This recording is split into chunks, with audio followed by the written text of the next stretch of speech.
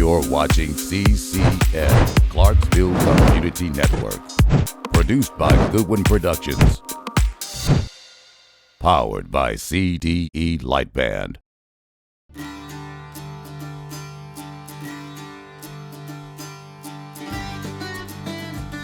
My name's Sam Britton. Today I'll be throwing traditional tomahawks. I have a couple different variations. These are just steel tomahawks. This is an example of an Englishman's or a British officer or British infantryman's axe that he would have carried. It has a hammer on one side and then the blade on the other, so it's kind of a multi-use tool. Well, today here we're at Fort Defiance. This is for Severe Days, which is just a demonstration of multiple reenactors. I'm not actually in reenacting garb, but this is just a demonstration of how it's done.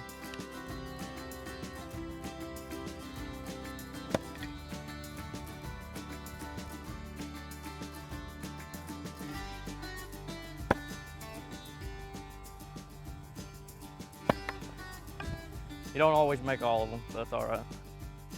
I got my first tomahawk when I was 10. My mom and dad bought it for me just because I had gone around throwing my dad's hatchets and wood splitting axes and knives and whatnot.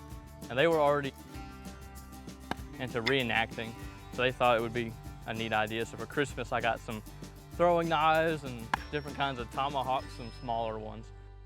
Tomahawks would have originally been made out of stone with a wooden handle, and iron didn't come along till further on. Different tribes of Indians use them, but typically we associate Iroquois and Algonquin Indians with tomahawks. So this is an example of a modern throwing axe or tomahawk.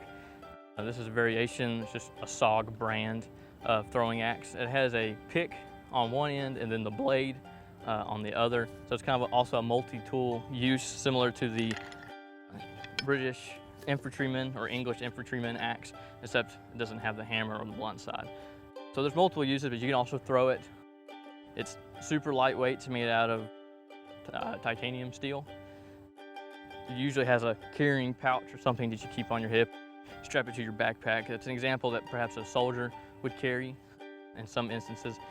Many modern ones, when there's so many different variations of a tactical throwing axe, but this is just one variation, but it's so much lighter than these other ones that when I switch from the heavier one to the lighter one, it kind of throws me off. These smaller ones here, this is actually the style of the first tomahawk I ever had. These only weigh a couple of pounds, where these weigh 2 to 3 to 4 pounds. Each one's a little bit different, but these are just styles of reproductions of trade tomahawks.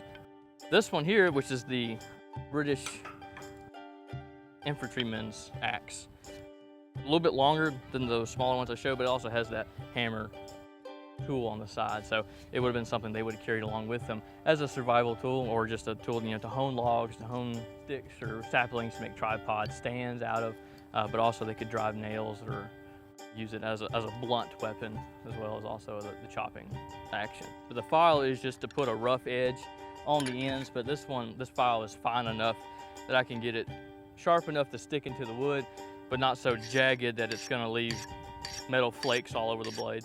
Something that's simple as this really only has one action, that is to chop, which is what it would have been used for. Axes historically are used as a tool. That's why in other cultures, such as Vikings, when they were using axes as weapons, it was terrifying because you have such a broad weapon that's meant for chopping. But just as the same way that it can chop a log, it can also chop an arm or chop someone's body.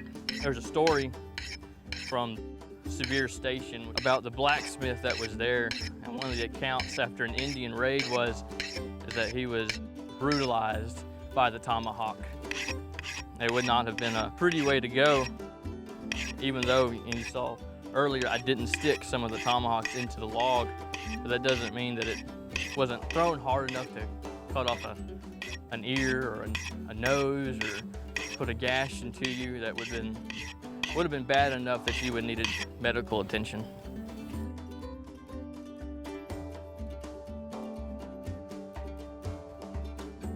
For current and exclusive content, subscribe to CDE Lightband, connecting you at the speed of light.